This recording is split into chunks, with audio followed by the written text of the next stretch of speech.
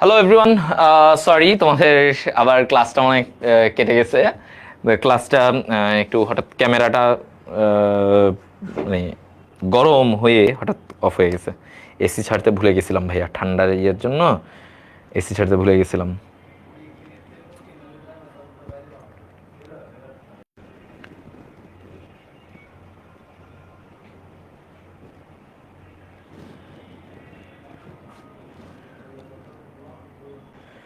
দেখি সবাই কই, একটু ক্যামেরার ইয়েতে হঠাৎ প্রবলেম হয়ে গেছিল মনে হয়।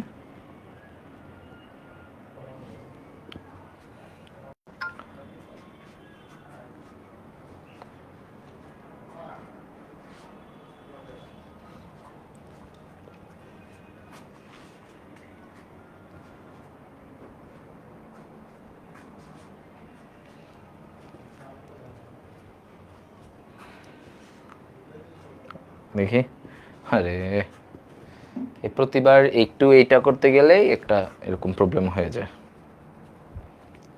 আচ্ছা, আমি অ্যামাইলোপেকটিন তোমাদেরকে একদম ক্লিয়ারলি বুঝাই দিছিলাম এতটুকু পর্যন্ত। দেখো,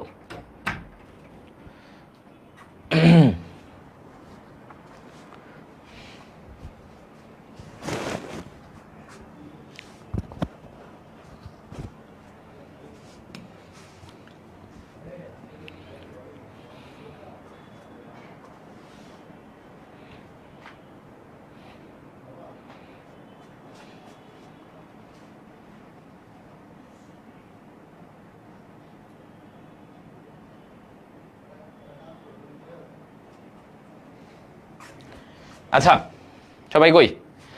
সো একটু ইয়ে হয়ে গেছিল, আবার ডিসকানেক্টেড হলেই ঝামেলা হয়ে যাচ্ছে বারবার।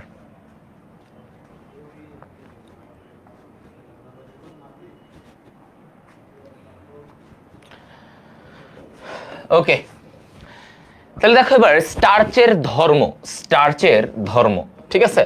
স্টার্চের ধর্মটা কি তা আমরা যদি এবার আলোচনা করি যে স্টার্চের ধর্ম, তাহলে আমাদের এই জায়গা থেকে আমাদের কি কি বৈশিষ্ট্য একটু খেয়াল রাখতে হবে। হ্যাঁ, একটু খেয়াল রাখতে হবে। দেখো, স্টার্চ কেমন? গন্ধহীন, বর্ণহীন, কোনো বর্ণ নাই, স্বাদহীন, কোনো স্বাদও নাই, ভাতের কোনো স্বাদ পাও না, এবং একটু পাউডার জাতীয়। তাহলে স্টার্চ কেমন, এই বৈশিষ্ট্যগুলা তোমাদের এমসিকিউতে মূলত আসে। কোথায় আসে ভাইয়া? এই বৈশিষ্ট্যগুলা আমাদের যে এমসিকিউতে মেইনলি আসে। সো এমসিকিউ এর জন্য আমাদের এগুলা ভালো করে দেখতেই হবে, ঠিক আছে? তো এইটা বলছে যে ওর কোনো গন্ধ নাই, স্বাদ নাই, কিছু নাই, হ্যাঁ, কালার নাই, কিছু না। এবং ও কি বলছে? স্টার্চ, পানি, এগুলাতে ইথার, অ্যালকোহল, এদেরতে অদ্রবণীয়। স্টার্চ পলিস্যাকারাইড, এত বড় একটা যৌগ, সে কেমনে পানিতে দ্রবণীয় হবে বলো? সে পানিতে দ্রবণীয় হয় না। তাহলে এটা কি? এটা বলছে যে অদ্রবণীয়, ঠিক আছে? অদ্রবণীয়। আচ্ছা, আয়োডিন দ্রবণে এটা কেমন? আয়োডিন দ্রবণে স্টার্চ নীল বর্ণ ধারণ করে। এটা আমরা অলরেডি বলছি যে আয়োডিনের সাথে যদি তুমি স্টার্চ দাও তাহলে ও নীল বর্ণ ধারণ করবে। এবার উচ্চ তাপমাত্রায় স্টার্চ ভেঙে ডেক্সট্রিন ও ম্যালটোজ হয়ে গ্লুকোজে পরিণত হয়। তাহলে স্টার্চের আসলে কি হয়? এই স্টার্চকে তুমি তাপমাত্রা দাও, তাপ দিয়ে ভাঙো, ফার্স্টে কি পাবা? ডেক্সট্রিন পাবা। ফার্স্টে কি পাবা? ডেক্সট্রিন নামক একটা যৌগ পাবা। আচ্ছা, এবার এই ডেক্সট্রিনকে আবার তুমি ভাঙো, ডেক্সট্রিনকে ভাঙলে তুমি কি পাবা? ম্যালটোজ পাবা। কি পাবা? ম্যালটোজ। কেন না? আরে 8টা লাগবে। ম্যালটোজ, এবং হচ্ছে তারপরে তুমি কি পাবা? গ্লুকোজ। তারপরে কি? গ্লুকোজ। তাহলে এটা 26-এর ক্লাস। হ্যাঁ, তাহলে তোমরা কি পাচ্ছ? স্টার্চ, ডেক্সট্রিন, ম্যালটোজ, গ্লুকোজ তোমরা পাচ্ছ। আরে কি রে ভাই? না না, আপনি এখান থেকে গ্লুকোজ তুই পড়াবি, স্টার্চ তুই পড়াবি, সবই পড়াবো, ম্যালটোজ, মল্টোজ, সব পড়াবো, সবই তুই পড়াবি। তা আমরা কেমিস্ট্রির মানুষ কি করব? কেমিস্ট্রির আর ভাত নাই, কেমিস্ট্রির ভাত আর বেশি দিন নাই, আমরা নিয়ে নিচ্ছি। এই যে দেখেন, আজকে কেমিস্ট্রি সব পড়াই ফেলছি। পোলাবান বলছে যে ভাই আপনারা কেমিস্ট্রি করতে চাই, আমারে চাইলে আপনারা গেস্ট টিচার হিসেবে ভাই নিতে পারেন।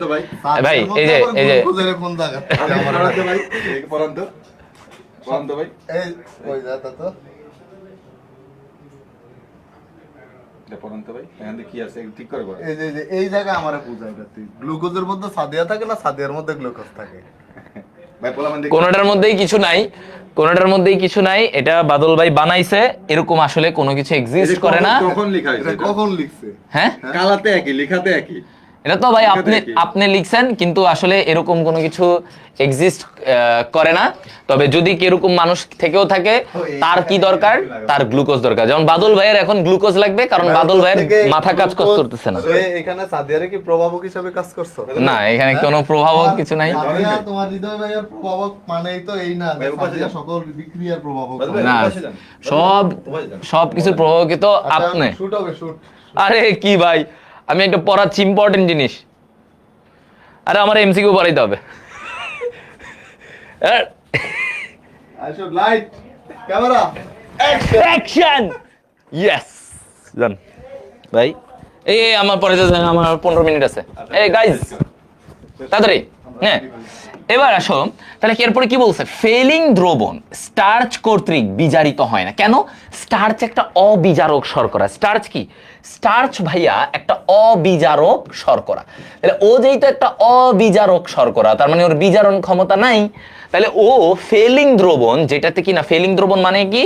Copper hydroxide. কপার হাইড্রোক্সাইড, এই ফেলিং দ্রবণটা স্টার্চ কর্তৃক বিজারিত হবে না। ফেলিং দ্রবণটা স্টার্চ কর্তৃক বিজারিত হবে না, এই কথাটা বলছে। ঠিক আছে ভাইয়া? হ্যাঁ, তাহলে আমরা যখন বলতেছি যে কি কি, এই যে পয়েন্টগুলো একটু জাস্ট রিলেট করে পড়ো। যখনই মনে রাখবা পলিস্যাকারাইড যারা, তাদের কারোরই কোনো স্বাদ নাই, গন্ধ নাই, কিচ্ছু নাই। হ্যাঁ, কিচ্ছু নাই, এবং ওরা পানিতে অদ্রবণীয় হবে সবসময়। পলিস্যাকারাইড মানেই পানিতে অদ্রবণীয়। আয়োডিনে স্টার্চ নীলবর্ণ। এরপরে ফেলিং দ্রবণ স্টার্চ কর্তৃক বিজারিত হয় না, কারণ ফেলিং দ্রবণরে যে বিজারণ করবে, ওর তো বিজারক গ্রুপই নাই, কারণ সব নষ্ট হয়ে গেছে। কারণ পলিস্যাকারাইড মানেই এরা অবিজারক। ওরা কি? অবিজারক।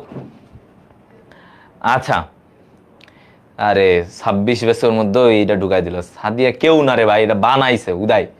কেউ না, চুপ, এই নাম ভুলে যা। কেউ না, এটা বানাইছে ভাই, যে এই নামে কেউ আছে। আচ্ছা, তাহলে উদ্ভিদ দেহে স্টার্চ প্রধানত সঞ্চিত খাদ্য হিসেবে কাজ করে। কি হিসেবে কাজ করে? সঞ্চিত খাদ্য হিসেবে কাজ করে। আচ্ছা, তাহলে এই কথাটাই, স্টার্চ ভাঙলে এগুলো পাবো, ডেক্সট্রিন, ম্যালটোজ, তারপরে গ্লুকোজ। ডেক্সট্রিন, ম্যালটোজ, গ্লুকোজ, এগুলা পাওয়া যাবে। এখন স্টার্চের ব্যবহার, এইটাও এমসিকিউতে আসে। স্টার্চের ব্যবহারগুলো কি কি? তাহলে দেখো, স্টার্চের প্রধান ব্যবহারের মধ্যে আমরা যেটা জানি যে ওরা প্রধানত খাদ্য হিসেবে ব্যবহৃত হয়। স্টার্চ কি? আমরা খাবার খাই, ভাত, রুটি, এগুলো খাওয়া দাওয়া করা হয়। আচ্ছা, তারপরে সালোক সংশ্লেষণে তো ওই অধিকাংশ গ্লুকোজই স্টার্চে। তাহলে এই যে সালোক সংশ্লেষণে কি হয়? এই সালোক সংশ্লেষণে গ্লুকোজ স্টার্চে পরিণত হয়। সালোক সংশ্লেষণে গ্লুকোজ কিসে পরিণত হয়? গ্লুকোজ থেকে স্টার্চে পরিণত হয় পরবর্তীতে। আচ্ছা, এই স্টার্চ আমরা আর কোথায় ব্যবহার করি বলতো? হ্যাঁ, এই স্টার্চ আমাদের কি, এই পোলাবান, দুষ্টু পোলাবান, দুষ্টু, তোর বেটা দুষ্টু আছিস। হ্যাঁ, দুষ্টু। ওকে, তাহলে আমরা এটাও জানলাম। ঠিক আছে, এরপরে আসো, এই জায়গা থেকে বলা হচ্ছে যে অ্যালকোহল তৈরিতেও আমার স্টার্চ ব্যবহার হয়। অ্যালকোহল, বিভিন্ন স্টার্চকে ব্যবহার করে অ্যালকোহল, স্টার্চের অবাধ শোষণ করে অ্যালকোহল তৈরি করা হয়। আচ্ছা, তারপরে এই যে স্টার্চ থেকে আমরা শক্তি পাই, এটাও একটা শক্তি পাই, এটাও একটা ব্যবহার, শক্তি পাচ্ছি আমরা, তাই না? শক্তি পাই, স্টার্চ থেকে কি পাই? শক্তি পাই। এবং আরেকটা কথা বলা হয় যে এই যে কাগজ ও আঠা, আমরা যে কাগজ ব্যবহার করি, এরপরে এই যে আমরা আঠা ব্যবহার করি, এই জিনিসগুলা কিভাবে?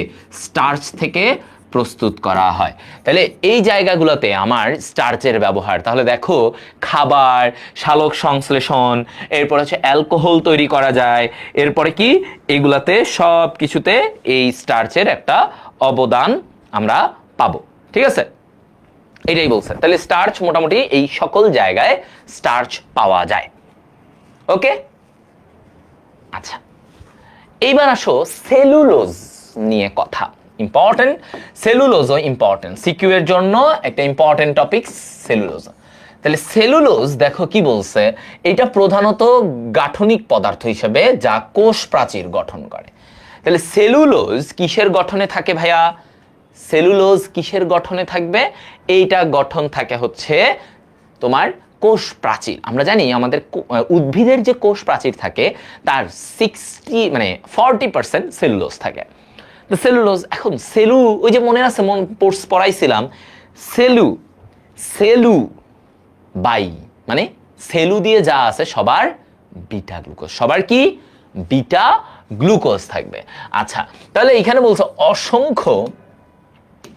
অসংখ্য বিটা ডি গ্লুকোজকে বিটা 1,4 বন্ধনের মাধ্যমে যুক্ত হয়ে সেলুলোজ তৈরি হবে। অসংখ্য বিটা ডি গ্লুকোজ বিটা 1,4 বন্ধনের মাধ্যমে কি তৈরি করবে? সেলুলোজ, বিটা 1,4 বন্ধন। তাহলে এইখানে এই যে দেখো বিটা গ্লুকোজ, এই যে দেখো 1 নাম্বার কার্বনে OH-টা উপরে, দেখছো OH উপরে। তাহলে এই যে বিটা গ্লুকোজ, এদের মধ্যে কি হবে? এই 1 আর 4, দুইটা বিটা গ্লুকোজের 1 আর 4 এদের যে হাইড্রক্সিল, এদের মধ্যে আমার বন্ধন হয়ে এরকম অসংখ্য বিটা গ্লুকোজ বন্ধন হয়ে আমার কি তৈরি করবে? ধরো আমি দেখাই দিলাম N, এরকম N সংখ্যক বন্ধন হয়ে আমার সেলুলোজ তৈরি করবে। কি? N সংখ্যক, হ্যাঁ, N সংখ্যক। আচ্ছা, তো আমি এটা একটু এঁকে দেখবো, ওই যে সেম আগের মতো বন্ধনগুলো আমরা একটু দেখব। তো বন্ধনটা আমরা একটু দেখি, চলো সেলুলোজের গঠনটা আমরা দেখে আসি। সেলুলোজ, ঠিক আছে, সেলুলোজের গঠন।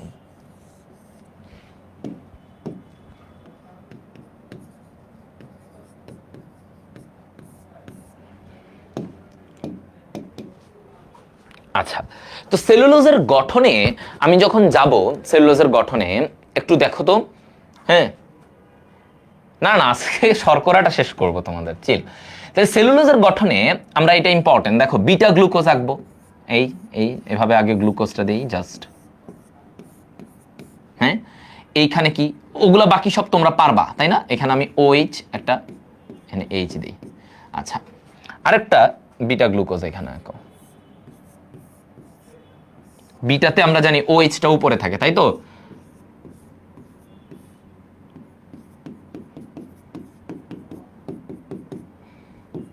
OH, H, জাস্ট আমি এটা দেখাই। আর এখানে 4 নাম্বার কার্বনে ওই যে আগের মতো নরমাল এই। তো এখন আমরা যেটা দেখব, ওর 1 নাম্বার আর ওর 4 নাম্বার কার্বন, এদের মধ্যে কি হবে? বন্ধন হবে। তাহলে ওই যে বিটা লিঙ্কেজটা কেমন হবে? সবসময় আমরা দেখছি আলফা বন্ধনটা, আলফা 1,4, এটা এই সোজা, আর বিটাটা ক্রস। বিটাটা কি? ক্রস। তাহলে এই যে ওর হাইড্রোক্সিল আর ওর হাইড্রোক্সিল, এদের মধ্যে এখন ক্রস হবে, ক্রস হয়ে ওদের মধ্যে পানি বের হবে। আচ্ছা, তো আমরা ওদেরকে মুছে দেই। তোমরা এইভাবে দেখাবা, মুছেই দেখাবা, আমি তোমাদেরকে বোঝানোর জন্য একে একে তারপরে মুছতেছি, তোমরা একবারে এইভাবে দেখাবা। এই যে এইটাই দেখাবা, অক্সিজেন। এই তাহলে দেখো ওই যে 2টা হাইড্রোক্সিল ছিল, তাহলে ওই আগের মতো এতক্ষণ যেভাবে আমরা শিখতেছিলাম, এই যে একটা পানি বের হয়ে গেল, একটা পানি বের হয়ে গেল, আর এইদিকে অক্সিজেনটা 2টাকে যুক্ত করলো। তাহলে এই বন্ধনটাকে আমরা কি বলবো? এই বন্ধনটাকে আমরা বলবো beta 1,4 glycosidic bond. Beta 1,4 glycosidic bond, ঠিক আছে? Beta 1,4 glycosidic bond. তাহলে 1 আর 4 এর মধ্যে এই বন্ধনটা কাজ করতেছে। তাহলে এইভাবে আমরা দিয়ে দেই, দেখো এই এই দিয়ে তুমি এইভাবে দেখায় দিবা N সংখ্যক। কি দিবা? N সংখ্যক, N সংখ্যক থাকবে, ঠিক আছে? হ্যাঁ, আচ্ছা, তাহলে এইটা হচ্ছে আমাদের সেলুলোজ। তাহলে সেলুলোজে আমরা ভেবে বিটা দেখায় বলবো কি? N সংখ্যক, এরকম N সংখ্যক দিয়ে যে N সংখ্যক বিটা গ্লুকোজ মিলে এটা হয়। That's it. এখন এখানে কিছু এমসিকিউ, যেমন দেখো বলছে তুলায় 94% কি থাকে? সেলুলোজ থাকে। লিনেন একটা উপাদান, লিনেনে থাকে কত? 90%। লিনেনে থেকে 90%। কাঠে থাকে কত? 60%। তৃণলতায় 30 থেকে 40% সেলুলোজ থাকে। এগুলো একটু মনে রাখবা। তাহলে তুলায় কত, লিনেনে কত, কাঠে 60% সেলুলোজ, তৃণলতা এই যে আমরা যে লতা পাতা আশেপাশে সবুজ যেগুলো দেখি সেগুলোর ক্ষেত্রে, হ্যাঁ সেগুলোর ক্ষেত্রে আমরা এই জিনিসটা মানে যে সেলুলোজ কত পার্সেন্ট থাকে, তাহলে এইগুলাতে আমরা পাই। হ্যাঁ এগুলো এমসিকিউ, এগুলো এমসিকিউতে আসে, গঠনটা তোমাদের সিকিউতে আসে। মানুষ কেন সেলুলোজ হজম করতে পারে না, এটা একটা পয়েন্ট। মানুষ কেন আমরা সেলুলোজ হজম করতে পারি না, আমরা কেন পারি না সেলুলোজ? আমরা এই লতা পাতা, তাহলে আমরা ঘাস খাইতে পারতাম, আমরা যদি পারতাম তাহলে আমরা ঘাস খাইতে পারতাম। কেন আমরা পারি না, আমরা হজম হয় না?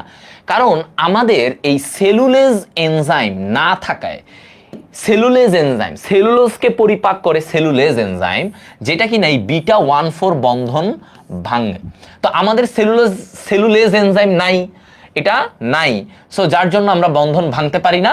কিন্তু গবাদি পশুর এই সেলুলোজ এনজাইমটা আছে। তাহলে আমাদের মানুষে আমি বলবো কি এনজাইম নাই? সেলুলোজ এনজাইম নাই, সেলুলোজ এনজাইম নাই, সেলুলোজ এনজাইম নেই, সেলুলোজ এনজাইম নেই। ঠিক আছে, মানুষে সেলুলোজ এনজাইম নাই, যার জন্য হচ্ছে এটা। ঠিক আছে, এই নেক্সট চ্যাপ্টার কি? এই চ্যাপ্টার শেষ হয়েছে নাকি? শর্করা মাত্র ওইলের পরে অ্যামিনো অ্যাসিড কত কিছু। তাহলে মানুষের সেলুলোজ এনজাইম নাই, যার জন্য হজম করতে পারে না। তাই গবাদি পশুর এনজাইম আছে, তাই তারা এটারে ভাঙতে পারে, সেলুলোজটারে ভাঙতে পারে। ওকে, ভালো। এবার আসো সেলুলোজের ধর্ম। হ্যাঁ, সেলুলোজ মনে রাখবা, সেলুলোজ একটা মানে নিরস, রসকস নাই, নিরস। সেলুলোজ কি? নিরস।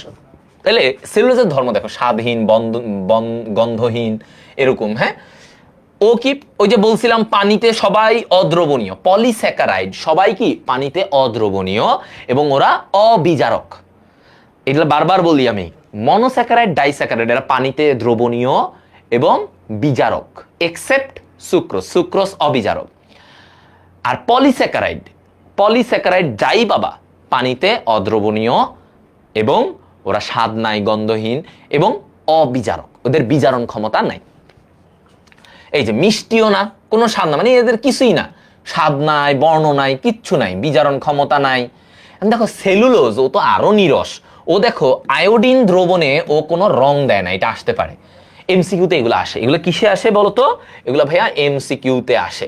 যে তোমাকে তাইলে বলবে যে আয়োডিন দ্রবণ প্রয়োগে কোনো রং দেয় না। কোনটা দেয় না? সেলুলোজ দেয় না। কে রং দেয় না? সেলুলোজ। আর সেলুলোজটা একটু ফাইবারের মতো, সুতা সুতা। সেলুলোজটা কেমন? সুতার মতো। তাহলে এটাকে কি বলা হয়? ফাইবার। সেলুলোজটা কেমন? ফাইবার সদৃশ, ফাইবার সদৃশ। ঠিক আছে, ফাইবারের মতো। এটির কোনো পুষ্টিগুণ নাই, এটার কোনো পুষ্টিগুণ নাই। তোমার লাভ আছে? তুমি খাও, তুমি এই লতা পাতা খাইলে তোমার কোনো পুষ্টিগুণ আছে? কিচ্ছু নাই। তাহলে এটার কোনো পুষ্টিগুণ সেলুলোজের নাই। ও খালি গঠনে কাজ করে, ওর কাজ হচ্ছে গঠন। যেমন ও উদ্ভিদের গাঠনিক উপাদান হিসেবে কাজ করে, দৃঢ়তা ও সুরক্ষা দেয়। ওর কাজ হচ্ছে তোমাকে আকার দেওয়া, গঠনগত সাহায্য করা, তোমাকে সুরক্ষা দেওয়া। এগুলো হচ্ছে সেলুলোজের কাজ। আরো কি কি কাজ আছে এইটা আমরা একটু এইখানে দেখব।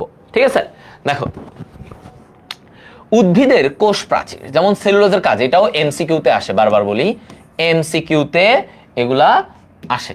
তাহলে ফার্স্টেই কি? কোষ প্রাচীর গঠন। কিসে লাগবে?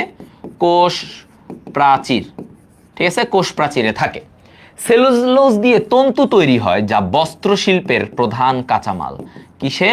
বস্ত্র শিল্পের কাঁচামাল। ঠিক আছে, বস্ত্র শিল্পের কাঁচামাল। এই যে তুমি সুতা, কাপড়, এগুলোতে কি আছে? সেলুলোজ আছে। এগুলোতে কি আছে? সেলুলোজ আছে। নাইট্রেট বিস্ফোরক, বিস্ফোরক তৈরিতে সেলুলোজ ব্যবহৃত হয়। নাইট্রেট বিস্ফোরক, নাইট্রেট বিস্ফোরক, নাইট্রেট বিস্ফোরক। ঠিক আছে, নাইট্রেট বিস্ফোরকে এটা লাগে, নাইট্রেট বিস্ফোরক তৈরিতে এটা লাগে। ওকে, নাইট্রেট বিস্ফোরকে, এগুলা এমসিকিউতে অ্যাডমিশনেও, HSC plus admission, HSC plus admission দুইটাতেই এই এমসিকিউগুলো আসে। নাইট্রেট বিস্ফোরকে কোনটা? সেলুলোজ। এরপরে আবার বলা হয় একটা ফটোগ্রাফিক ফিল্ম, ফটোগ্রাফিক ফিল্ম, হ্যাঁ, যেগুলাতে যে ছবি টবি এখানে ইয়ে করা হয়, প্রিন্ট করা হয়। তাহলে এটা বলা হচ্ছে 4 নাম্বার একটা ব্যবহার দেখো, অ্যাসিটেট ফটোগ্রাফিক ফিল্মে ব্যবহার করা হয়। অ্যাসিটেট ফটোগ্রাফিক ফিল্ম, ফটোগ্রাফিক ফিল্মে এটার ব্যবহার আছে। ফটোগ্রাফিক ফিল্মে ওর ব্যবহার আছে। নির্মাণ সামগ্রী, আসবাবপত্র এগুলাতে একটা প্রধান উপাদান হিসেবে কাজ করে। তারপরে কাঠখেকো, যারা কাঠের ক্ষতি করে, কাঠ খায়, ওইসব পোকামাকড়, তাদের পেটের ভিতরে সেলুলেজ এনজাইম কাজ করে। কি থাকে? Cellulase enzyme. এটা তোমাদের বইয়ে আছে, এত ইম্পর্টেন্ট না। যে ওই যে যারা কাঠ খায়, যে পোকাগুলো কাঠ খেয়ে ফেলে, তাদের মধ্যে কিভাবে কাঠ খায়? কারণ ওদের মধ্যে সেলুলেজ এনজাইম আছে। ওই সেলুলেজ কাঠের সেলুলেজকে নষ্ট করে দেয়, এভাবে করে কাঠটাকে খেয়ে ফেলে পোকামাকড়গুলা। আচ্ছা, আরেকটা ইম্পর্টেন্ট, সেটা হচ্ছে ক্রোমাটোগ্রাফিতে। কোন ক্রোমাটোগ্রাফি? এটা মুখস্থ রাখবা, thin layer chromatography. Thin layer chromatography, এটা ক্রোমাটোগ্রাফিতে কি করা হয় জানো? কেমিস্ট্রির পড়া। ক্রোমাটোগ্রাফিতে আমরা রঙিন বস্তুগুলোকে আলাদা করি, রঙিন বস্তু। তাহলে এই যে থিন লেয়ার ক্রোমাটোগ্রাফি, এটা একটা পদ্ধতি ক্রোমাটোগ্রাফি। সেইখানে স্টেশনারি ফেজ হিসেবে এটা থাকে। স্টেশনারি ফেজ হিসেবে, ঠিক আছে? তাহলে থিন লেয়ার ক্রোমাটোগ্রাফিতে স্টেশনারি ফেজ হিসেবে ও থাকে, ঠিক আছে?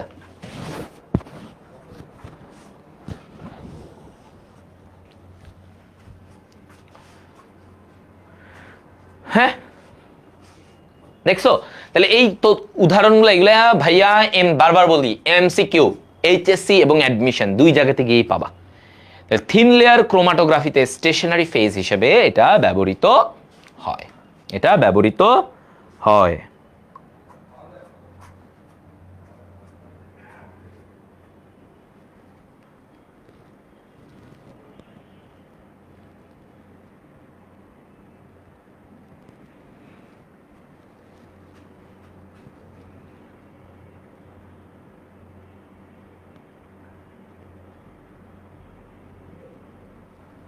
ওকে,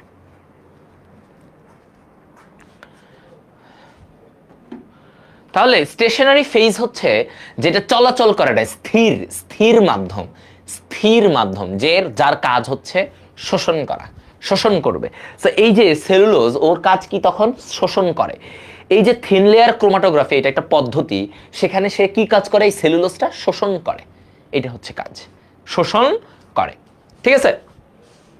এই আচ্ছা, তো স্টার্চ আর সেলুলোজের পার্থক্য, আমরা স্টার্চও পড়েছি, সেলুলোজও পড়েছি। তো তুমি পার্থক্যটা একবার রিড করবা, ভাইয়া এখানে সুন্দর করে সাজায় দিছি, একবার রিড করলেই তুমি পারবা। কেন? স্টার্চে থাকে আলফা, সহজ কথা, আলফা, এখানে থাকে বিটা। ওকে, বিটা বন্ধন, এখানে আলফা ডি গ্লুকোজ, এখানে বিটা ডি গ্লুকোজ, সেলুলোজে বিটা ডি গ্লুকোজ। এটাতে শাখা থাকে। স্টার্চে ওই যে অ্যামাইলোপেকটিনে শাখা থাকে না, শাখান্বিত। এটা দেখো অশাখান্বিত, শাখা নাই। উদ্ভিদ দেহে এটি সঞ্চিত খাদ্য হিসেবে থাকে। কি হিসেবে থাকে? সঞ্চিত খাদ্য হিসেবে এটা থাকে। আর এটা থাকে গাঠনিক উপাদান হিসেবে এটা থাকে, তাহলে সেলুলোজ কি? ওর গঠনগত কাজে সাহায্য করে। বর্ণ, আয়োডিনের সাথে বিক্রিয়া করে নীল বর্ণ ধারণ করবে। কি বর্ণ? নীল বর্ণ ধারণ করবে। আর আয়োডিনের সাথে বিক্রিয়া করে কোনো বর্ণ প্রদান করে না। তাহলে একটা হচ্ছে ও নীল বর্ণ, স্টার্চ কি করে? নীল বর্ণ, আর ও কোনো বর্ণই দেখায় না। স্টার্চ গরু, ছাগল ও মানুষ হজম করতে পারে।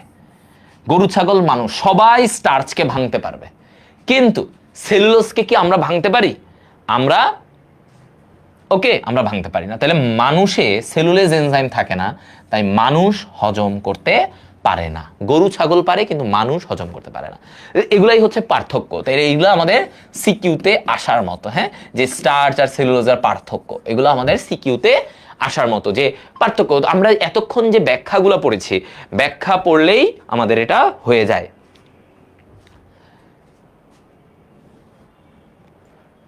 ওকে, আচ্ছা, এবার আরো ইজি এইগুলাতে, ওই যে গ্লাইকোজেনের গঠন আমি তোমাদের শিখাবো না। কেন? দেখো, এই যে গ্লাইকোজেনের গঠনে আলফা 1,4 আর আলফা 1,6 জাস্ট অ্যামাইলোপেকটিনের মতো। কিসের মতো? অ্যামাইলোপেকটিনের যা গঠন, অ্যামাইলোপেকটিনের যে গঠনটা ভাইয়া শিখাইছি, অ্যামাইলোপেকটিনের গঠনের মতো। শেষ। অ্যামাইলোপেকটিনে যেমন আলফা 1,4 আলফা 1,6 দিয়ে এন সংখ্যক থাকে, গ্লাইকোজেন ঠিক তেমন। গ্লাইকোজেনও আলফা 1,4 আলফা 1,6 এই যে লম্বালম্বিও থাকে। এবং গ্লাইকোজেন সঞ্চয় আমাদের দেহে সঞ্চয় থাকে কোথায়? আমাদের যকৃত এবং মাংসপেশিতে। তাহলে আমাদের গ্লাইকোজেনটা যকৃত ও পেশিতে জমা থাকে। কোথায়? যকৃত ও পেশিতে জমা থাকে, এটা বলছে। হ্যাঁ, এই দুই জায়গায় জমা থাকে। তো তুমি একটু, আমি বন্ধনটা তোমাদের দেখাইলে তোমরা একদম ক্লিয়ার হবা। দেখো, আমি তোমাদের এটা তোমাদের আঁকা শিখাবো না। এই ছুটি দেন, দাঁড়াও, এটা শেষ করতে দাও। দেখো, তাহলে এই যে দেখো ওর এই জায়গাটায় দেখো আলফা, আলফা বন্ড দেখছো, আলফা বন্ড। আর এই যে আলফা বন্ড এভাবে পাশাপাশি আলফা বন্ড, আলফা বন্ধন। এরপরে দেখবা এই যে আলফা বন্ধন তো আছে 1,4, হ্যাঁ, জাস্ট অ্যামাইলোপেকটিনের মতো। ভাইয়া ওগুলা দেখাইছি, সো এটা আর নতুন করে দেখানোর কিছু নাই। অ্যামাইলোপেকটিনে যা আঁকছো গ্লাইকোজেনে ঠিক তাই আঁকবা। গ্লাইকোজেনও দেখো এই যে 1,6 দেখছো, ওই যে মনে আছে 1 নাম্বার কার্বন আর এখানে 6 নাম্বার কার্বন, এদের মধ্যে এই যে একটা বন্ধন আলফা 1,6 বন্ড। তো তুমি এভাবে 1,4 দেখাবা, 1,6 দেখাই দিবা, শেষ। এটা একে ভাইয়া তোমাদেরকে স্ট্রাকচার বুঝাইছি অ্যামাইলোপেকটিনের ওইখানে, তো তোমার এইটাই হয়ে যাবে, এইটাই জাস্ট হবে। একে প্রাণীজ স্টার্চ বলে। কি বলে? প্রাণীজ স্টার্চ। প্রাণীজ মানে আমাদের দেহে থাকে। তো গ্লাইকোজেন কেমন? গ্লাইকোজেন পানিতে আংশিক দ্রবণীয়। ও কেমন? গ্লাইকোজেনটা হচ্ছে পানিতে আংশিক দ্রবণীয় এবং সাদা পাউডার জাতীয়। সাদা পাউডার, ওকে, সাদা পাউডারের মতো, একটু পাউডার পাউডার থাকবে, ওই স্টার্চ যেমন পাউডার। এখন আয়োডিন দ্রবণেও কি করে? দেখো, স্টার্চ আয়োডিন দ্রবণে নীল, স্টার্চ আয়োডিন দ্রবণে নীল, সেলুলোজ কোনো কালারই দেখায় না। আর এইখানে গ্লাইকোজেন, গ্লাইকোজেনের সাথে যদি তুমি আয়োডিন মিশাও, আয়োডিন মিশাও, কি কালার দেখাবে জানো? কি কালার দেখাবে? লালচে বেগুনি, লালচে বেগুনি। এই কালারগুলা এমসিকিউতে মাস্ট, এগুলা এমসিকিউতে এত আসে, এত আসে, হ্যাঁ, প্রচুর আসে। ওকে, তাহলে আমরা এই জিনিসগুলো একটু মনে রাখবো যে গ্লাইকোজেন আয়োডিনে কি করে? লালচে বেগুনি দেখায়। এবং আরেকটা পয়েন্ট মনে রাখবা ওর বৈশিষ্ট্যের মধ্যে, এই গ্লাইকোজেন ঠান্ডা পানিতে, ঠান্ডা পানিতে ও সাসপেনশন তৈরি করে। কি তৈরি করে? সাসপেনশন, মানে এমনি ভাসতে থাকে। সাসপেনশন মানে কি? ভাসতে থাকা। তাহলে ঠান্ডা পানিতে সাসপেনশন, সাসপেনশন তৈরি করে। তাহলে সাসপেনশন মানে কি? যে ওর কণাগুলো ভাসতে থাকে, এটাকে কি বলে? Suspension, suspension. ঠিক আছে, ওকে। ঠান্ডা পানিতে, এটা মাথায় রাখবা, ঠান্ডা পানিতে কে সাসপেনশন তৈরি করে? এটা তৈরি করে। আচ্ছা, এই পয়েন্টগুলাই আমাদের এখানে, আর তোমাদের কিছু লাগবে না, এটা আমি বলে দিছি মেইন। এখন দেখো ওর ব্যবহার, আমাদের ব্যবহার এমসিকিউতে লাগে। ব্যবহার, ব্যবহার কি? এই যে আমাদের শক্তি যোগায়, কোথায়? আমাদের পেশিতে শক্তি দেয়। ও কি করে? গ্লাইকোজেন পেশিতে থাকে, তাহলে পেশির শক্তি যোগায়, পেশির শক্তি যোগায়। ঠিক আছে, এই যে আমাদের পেশিতে যখনই যা লাগবে ও পেশির শক্তি দিচ্ছে কে? গ্লাইকোজেন। যকৃতের গ্লাইকোজেন ভেঙে গ্লুকোজ হয়, যকৃতের গ্লাইকোজেন এটা ভেঙে কি হয়? গ্লুকোজ হয়। যকৃতের গ্লাইকোজেন ভেঙে গ্লুকোজ হয়। ওকে, তার মানে যকৃতেও ও কি করতেছে? আমাদের যকৃতের অতিরিক্ত গ্লাইকোজেনগুলোকে ভেঙে ভেঙে গ্লুকোজ বানায় দিচ্ছে। আর এইখানে রক্তে গ্লুকোজের স্বাভাবিক মাত্রা নিয়ন্ত্রণ করে। তাহলে গ্লাইকোজেন ভেঙে যখন আমার গ্লুকোজ হবে, তখন কি হবে? তোমার রক্তে যদি গ্লুকোজের মাত্রা কম থাকে, তাহলে এটা বেশি বেশি হবে। ওকে, এটা কি হবে? বেশি বেশি তৈরি করবে। তাহলে তোমার রক্তে গ্লুকোজটাকে নরমাল করবে, রক্তে গ্লুকোজটাকে নরমাল করবে। আচ্ছা, এরপরে দেখো এই জায়গাটাতে আমাদের কি বলছে, আর জাস্ট দুইটা স্লাইড খেয়াল করো। বিজারণ ক্ষমতার ভিত্তিতে আমরা যে শর্করাটা ভাগ করি দুইটা প্রকার, বিজারণ ক্ষমতার ভিত্তিতে। হ্যাঁ, দেখো বিজারণ ক্ষমতা, একটা হচ্ছে রিডিউসিং, একটা হচ্ছে নন রিডিউসিং। রিডিউসিং কি, যাদের এই মূলকগুলা থাকবে, ওই যে অলরেডি আমরা ওইটা পড়াইছি আমি তোমাদেরকে, বিজারণ ক্ষমতা থাকবে, এই যে অ্যালডিহাইড মূলক বা কিটোন মূলক। তাহলে অ্যালডিহাইড বা কিটোন মূলক যাদের থাকে তাদেরকে বলা হয় রিডিউসিং সুগার। রিডিউসিং সুগার, যেমন গ্লুকোজ, ফ্রুক্টোজ, তুমি যাই বলো এদেরকে। নন রিডিউসিং মানে বিজারক, অবিজারক মানে নন রিডিউসিং, ওদের বিজারণ হবে না, বিজারণ ক্ষমতা নাই। কেন নাই? কারণ অ্যালডিহাইড বা কিটোন মূলক নাই। অ্যালডিহাইড বা কিটোন মূলক যদি না থাকে এটাকে আমরা কি বলি? এটাকে আমরা বলি নন রিডিউসিং সুগার। তাহলে কারা? যত পলিস্যাকারাইড আছে। পলিস্যাকারাইড মানে কি?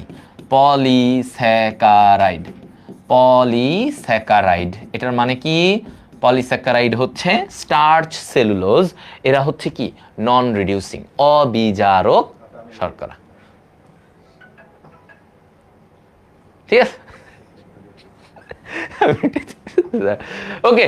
পলিস্যাকারাইড সবগুলো কি নন রিডিউসিং শর্করা। ওকে, আচ্ছা, তো এই যে কেন পলিস্যাকারাইড গুলো, এই যে স্টার্চ, সেলুলোজ নন রিডিউসিং, কারণ এরা যখন গঠন হয় পলিস্যাকারাইড, ওরা যখন জোড়া লাগে তখন পানি অপসারিত হয় বলে এই যে দেখো ওদের এই গ্রুপগুলা থাকে না, ওদের এই গ্রুপগুলা থাকে না। ঠিক আছে, ওদের এই গ্রুপগুলা থাকে না। ওকে, তাহলে পলিস্যাকারাইড গঠন হওয়ার টাইমে ওই গ্রুপগুলা নষ্ট হয়ে যায়, তাই এটাকে বলছে। আরে দাঁড়াও 1 মিনিট, শর্করাটা শেষ করে, নাহলে আবার তোমাদের প্যারা প্যাচ লাগবে পরে এই অ্যামিনো অ্যাসিড। একবারে নেক্সট ক্লাসে অ্যামিনো অ্যাসিড থেকে শুরু করব। এবার দেখো কি বলছে, জাস্ট লাস্ট স্লাইড, এটাই লাস্ট। দেখো গ্লুকোজের OH মূলকটাকে যদি অ্যামিন মূলক দ্বারা প্রতিস্থাপিত করা হয়, তাহলে আমি কি করলাম? গ্লুকোজের OH মূলকটাকে, গ্লুকোজে OH মূলক থাকে, এই OH মূলককে অ্যামিন মূলক দিয়ে, কি দিয়ে? অ্যামিন মূলক দিয়ে প্রতিস্থাপন করলে যেটা পাবো, সেটাকে কি বলা হয়? সেটাকেই বলা হয় আমার কি বলো? এটাকে বলা হয় হচ্ছে গ্লুকোসামিন।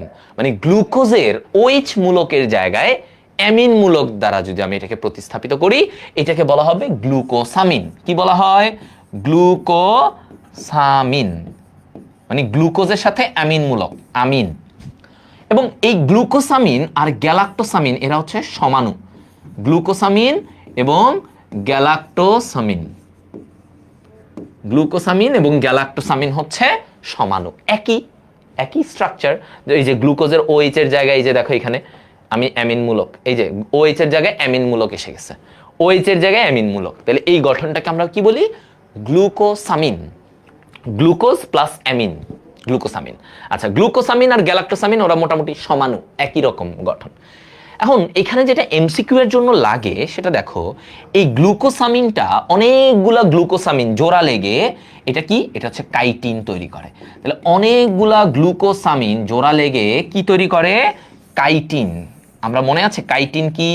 কাইটিন হচ্ছে ছত্রাক, তারপর হচ্ছে লবস্টার, এদের যে খোলসে থাকে, হ্যাঁ, প্রাচীরে, এদের প্রাচীরে, এই যে লবস্টার, এদের প্রাচীরটা কি? প্রাচীরে কি থাকে? কাইটিন থাকে। আমরা পড়েছি ছত্রাকের এখানে, তাই না? ওকে, কি থাকে? কাইটিন। তাহলে গ্লুকোসামিনটা জোড়া লেগে আমার কি তৈরি করে? কাইটিন তৈরি করে। ঠিক আছে, আচ্ছা। আর তরুণাস্থির যেটা প্রধান দ্রব্য, আমাদের তরুণাস্থি ছিল, এগুলো হচ্ছে তরুণাস্থি, নরম, হ্যাঁ নরম। এই যে তরুণাস্থি, এদের প্রধান দ্রব্য হচ্ছে গ্যালাক্টোসামিন। তাহলে আমাকে যদি বলে যে গ্লুকোসামিন কি তৈরি করে? গ্লুকোসামিন জোড়া লেগে লেগে কাইটিন তৈরি করে। ওকে, ভালো, ছত্রাকের কোষ প্রাচীর। আর এই গ্যালাক্টোসামিন থেকে কি তৈরি হয়? তরুণাস্থি। এই যে আমাদের নরম নরম, এই যে এগুলা তরুণাস্থি, এগুলাতে কি থাকে? এগুলাতে থাকে গ্যালাক্টোসামিন, তরুণাস্থির দ্রব্য।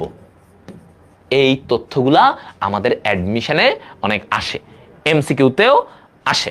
যে তাহলে আমরা কি গ্লুকোসামিন ব্যাপারটা বুঝছি যে ভাইয়া গ্লুকোজের এই হাইড্রক্সিল মূলকের জায়গায় যদি আমি এই অ্যামিন মূলক দিয়ে দেই, এই গঠনগুলোকে বলা হয় গ্লুকোসামিন, গ্যালাক্টোসামিন। আচ্ছা, এই গ্লুকোসামিন গ্যালাক্টোসামিন একই জিনিস, সমাণু, এরা হচ্ছে পরস্পর সমাণু। এবার বলছে যে এই গ্লুকোসামিনটা মিলে কাইটিন তৈরি করে, যেটা কিনা আমার ছত্রাকের কোষ প্রাচীরে আমরা পাই। আর গ্যালাক্টোসামিনটা থাকে তরুণাস্থির এখানে, তরুণ আসছে এটা থেকে। হ্যাঁ, দ্যাটস ইট। আজকে এতটুকুই, তাহলে সবাই বলো, সবাই বুঝতে পারছো? তোমাদেরকে এই জিনিসটা পড়ায় দিছি, স্টার্চ, অ্যামাইলোপেকটিন, হ্যাঁ এগুলা তোমাদের সব পড়াইছি। এখন তোমাদের বাকি সব পড়ানোর ব্যাপার। তাহলে তোমরা একটু জানাও এতটুকু পর্যন্ত তোমাদের কি অবস্থা। এটা ছবি তুলো সবাই, ঠিক আছে? এটা এভাবে রেখে, অ্যামাইলোপেকটিন, ওকে। সো তোমাদেরকে এগুলো সব শেখানো হয়ে যাচ্ছে।